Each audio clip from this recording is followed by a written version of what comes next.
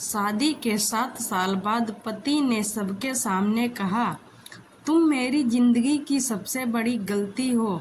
और उसी दिन वो अपनी प्रेमिका संग चला गया। लेकिन सालों बाद हालात ऐसे बने कि उसे उसी पत्नी के सामने सिर झुकाना पड़ा। आखिर क्या हुआ इन दोनों के बीच, आइए जानते हैं। गांव के छोटे से घर का बरामदा। सुबह की धूप छनकर भीतर आ रही थी। मीरा रसोई में खड़ी थी, हाथ में बेलन आटे की लोई बेलते हुए, माथे पर हल्का पसीना और चेहरे पर वही पुरानी सादगी। बाहर से आवाज आई, मीरा चाय बनी या नहीं, ऑफिस के लिए देर हो रही है। मीरा ने जल्दी से पराठा तवे पर डाला और मुस्कुराते हुए बोली, बस आ गई, 1 मिनट रुको। रवि कुर्सी पर बैठा मोबाइल में स्क्रॉल करता रहा। उसकी भौहें चढ़ी हुई थीं। तुम्हें हर काम में देरी ही लगती है मीरा। 7 साल हो गए हैं शादी को, पर टाइम मैनेजमेंट अभी तक नहीं सीखा।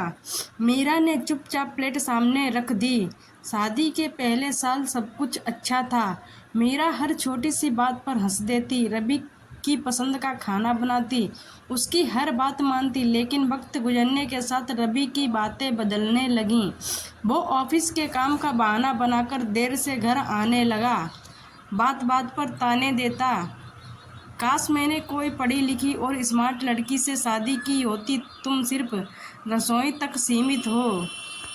मीरा खामोश रह जाती। वो सोचती, शायद मुझसे ही गलती हो रही है, मुझे और मेहनत करनी चाहिए। लेकिन असल गलती मीरा की नहीं थी। रवि का दिल अब किसी और के लिए धड़कने लगा था। प्रिया। 7वें साल की शादी की सालगिरह पर घर में रिश्तेदार और दोस्त जमा थे। मीरा ने सुबह से तैयारी की थी, फूलों से सजावट, पकवान, सब कुछ। वो चाहती थी कि आज का दिन उन दोनों के लिए खास बने। लेकिन शाम को रवि सबके सामने खड़ा हुआ और गंभीर आवाज में बोला, मीरा, आज मैं सबके सामने सच कह रहा हूँ, तुम मेरी जिंदगी की सबसे बड़ी गलती हो। मैं अब इस शादी को और नहीं निभा सकता। प्रिया मेरी जिंदगी में है और मैं उसके साथ ही खुश रह सकता हूँ। पूरा कमरा सन्न हो गया। मीरा के हाथ से थाली गिर पड़ी। आंसू आंखों से छलक आए, लेकिन उसने कुछ नहीं कहा। सिर्फ इतना बोली, अगर यही तुम्हारी खुशी है तो मैं आपको नहीं रोकूंगी। उस रात रवि अपना सारा सामान उठाकर चला गया। मीरा टूटकर बिखर गई, पर उसने बेटे की ओर देखा और खुद को संभाला। साल गुजरते गए। मीरा ने अपने आंसुओं को तकिए में दबाना सीख लिया। छोटे से स्कूल में नौकरी की, बेटे की पढ़ाई का जिम्मा उठाया। धीरे धीरे मीरा अपनी इज्जत और सेल्फ रिस्पेक्ट के साथ खड़ी हो गई। वो पहले वाली सदमी हुई औरत नहीं रही। बरसात की रात थी। मीरा अपने बेटे के साथ अस्पताल पहुंची। पड़ोसन का ऑपरेशन था। वहां उसने देखा, एक स्ट्रेचर पर रवि पड़ा है, उसका पति। चेहरे पर थकान, शरीर कमजोर, बीमार, आंखों में पछतावा। रवि ने मीरा को देखते ही आंसू भरे। मीरा, मैं अकेला हो गया हूँ। प्रिया मुझे छोड़ गई है, कारोबार भी डूब गया है, अब मेरे पास कुछ नहीं बचा है। मुझे तुम्हारी मदद की ज़रूरत है। मीरा चुपचाप खड़ी रही। उसकी आंखों में पानी भर आया, लेकिन इस बार आंसू कमजोरी के नहीं, ताकत के थे।